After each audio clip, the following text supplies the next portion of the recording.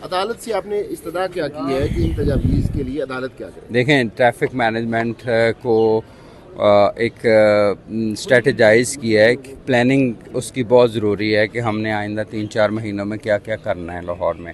तो ये उसके लिए 20 पॉइंट्स का एक एजेंडा 20 निकात अदालत को पेश किए गए, जिसमें सबसे पहला ये है कि बहुत सारे जो वायलेशंस हैं उनको क्राइम ट्रीट करना चाहिए। 5 वायलेशंस ऐसी हैं, राइट। इलीगल पार्किंग है, इस तरह अंडर एज है, और जो ये आपकी जो ऑपोजिट साइड से लोग जो आ जाते हैं, लेन वायलेशंस हैं, इस तरह की 4-5 हैं जिनको क्रिमिनलाइज। दूसरे नंबर पे ई चलान की रिकवरी के हवाले से ये तजवीज़ दी गई है कि जो ऑफिसर, जो गाड़ियाँ, जो सरकारी मुलाजम जिनके ई चलान पेंडिंग है उनको तनख्वाहों से काटने चाहिए, और वो उस वक्त तक उनको तनख्वाह नहीं मिलनी चाहिए जब तक वो अपने ई चलान क्लियर न करें। नंबर 2।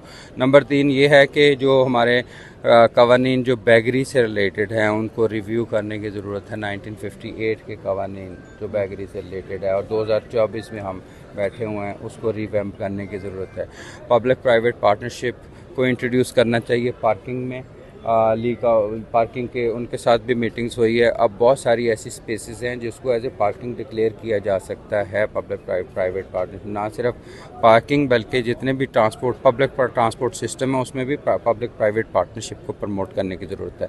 फिर ये एक तजवीज़ हमने दी है कि जो रक्षस के पॉइंट आइडेंटिफाई करके उसको नोटिफाई करके उनके यूनिफॉर्म करके, और ताकि उसमें भी डिसिप्लिन लाया जाए। जो सेकंड बाइकर जो है, राइडर है, उसके लिए 1965 के कानून में भी लिखा है, और वो इवन इधर कोर्ट में भी हमने सबमिट किया है कि इसको हमने पहली दफ़ा इंट्रोड्यूस करवा रहे हैं। 1965 में लिखा गया था, ठीक है ना। तो इसके लिए तो मेरा ख्याल में इवन कोई सेकंड थॉट ही नहीं है कि 26% अमवात में अब कमी अगर ला सकते हैं ट्रैफिक पुलिस की मदद से, शहरियों के तावन से, तो हम इसको 50% पे लेके जाना चाहते हैं।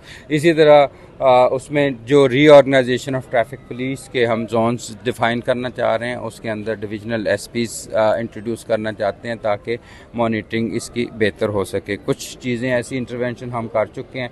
81 पॉइंट्स हैं ट्रैफिक इंजीनियरिंग से रिलेटेड जिसकी समरी हमने भेजी है, और वो उसके ऊपर काम करना इंतहाई ज़रूरी है। जो ट्रैफिक इंजीनियरिंग की वजह से कंजेशंस डेवलप होती हैं, तो उस पर भी जज साहब ने हुक्म दिया है कि इसको एक्सपीडाइट मुतल्लिका अदारों को करना चाहिए, और उनकी कॉपीज़ भी उन्होंने मांगी हैं उसमें। तो इस तरह एक कम्युनिटी लेड प्रोग्राम्स हैं 10 जो शुरू किए हैं ट्रैफिक पुलिस ने। तो इन तमाम 20 निकाती प्रोग्राम के ऊपर तफसीलन बात हुई है, और I am thankful to the honourable court कि उन्होंने इतने अहम मौजू के ऊपर ये सारी की सारी डिस्कशंस हुई हैं, और मुतल्लिका अदारों को इवन डायरेक्शंस जो है ना, रिंग रोड अथॉरिटी, जैसे ring road police is a different police. मैं कही एक पुलिस होनी चाहिए, एक ही शहर में 2 निज़ाम, ऊपर वाली सड़क आपकी, नीचे वाली हमारी, ये कौन सा भी एक पुलिस है? या आप देखें या हम देखें, और फिर हम उसमें ऑपरेशनल कोऑर्डिनेशन के भी मैटर आते हैं। इसी तरह रेलवे स्टेशन का बाहर का इलाका रेलवे पुलिस, बाकी ट्रैफिक, वो भी यार एक शहर है, इसका एक फैसला करें।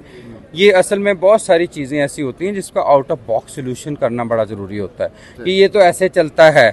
मैं तो उसको क्वेश्चन करता हूँ, ऐसे चलता है तो फिर 1958 का कानून ही चलाएं अभी बैगर्स को डील करने के लिए। आप आइंदा फिर बैगर ही एक्सपोर्ट करेंगे पाकिस्तान से, कुछ चावल और बाकी चीज़ें नहीं एक्सपोर्ट करेंगे आप, वो हो भी रहे हैं। तो इसीलिए मैं कह रहा हूँ कि इन चीज़ों का अभी तदारक करने की हमें ज़रूरत है, मिलजुल के करने की ज़रूरत है। सर आपने एक सजेशन दी कि मॉल रोड पर जो बड़ी गाड़ियाँ हैं वो खिलाफ वर्जी अगर करती हैं तो उनके जो मालकान हैं उनसे सफाई करवाई जाए मॉल रोड पे। सर इसके पीछे मंतक क्या है, और क्या अपनी गवर्नमेंट को भी लिख रहे हैं इस हवाले से? मंतक ये है कि जिसके ऊपर पैसे का असर नहीं होता, जो मालदार ज़्यादा है, बड़ी जो गाड़ियाँ ना उसके ऊपर तो मैंने कहा कि उनको पान से कुछ चावल और बाकी चीज़ें नहीं एक्सपोर्ट करेंगे आप, वो हो भी रहे हैं। तो इसीलिए मैं कह रहा हूँ कि इन चीज़ों का अभी तदारक करने की हमें ज़रूरत है, मिलजुल के करने की ज़रूरत है। सर आपने एक सजेशन दी कि मॉल रोड पर जो बड़ी गाड़ियाँ हैं वो खिलाफ वर्जी अगर करती हैं तो उनके जो मालकान हैं उनसे सफाई करवाई जाए मॉल रोड पे। सर इसके पीछे मंतक क्या है, और क्या अपनी गवर्नमेंट को भी लिख रहे हैं इस हवाले से? मंतक ये है कि जिसके ऊपर पैसे का असर नहीं होता, जो मालदार ज़्यादा है, बड़ी जो गाड़ियाँ ना उसके ऊपर तो मैंने कहा कि उनको 5 गुना ज़्यादा जुर्माना कर देना चाहिए।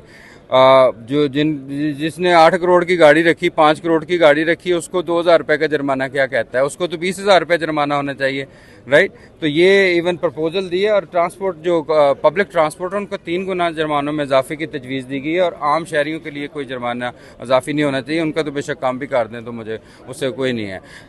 बड़ी जो वायलेशंस जो है ना जिसमें है, और ख़ास तौर पे अगर आप समझते हैं कि जो वायलेटर है उसको पैसों का असर ही नहीं होगा, तो उसके लिए मैंने कहा कि उनको सोशल वर्क करवाया जाए, उनसे सफाई करवाई जाए माल रोड की। मैं खुद खड़ा होकर झाड़ू दिलवाऊंगा। सर, ये तो तबका आपके खिलाफ हो जाएगा। मेरे खिलाफ हो जाए, मेरे पहले भी तो खिलाफ ही रहते। और सर, जितना आपने ये इनिशिएटिव लिए हैं, अगर ट्रांसफर हो जाता है आपका, सोच रहे हैं कि ट्रांसफर होने के चांस है? यार भाई, मुझे एक दिन हमारे लिए इम्पोर्टेंट, मेरे लिए मैटर नहीं करता मैं कितने साल कितने महीने, मेरे लिए मैटर करता है कि what I have done for Lahore, that's all.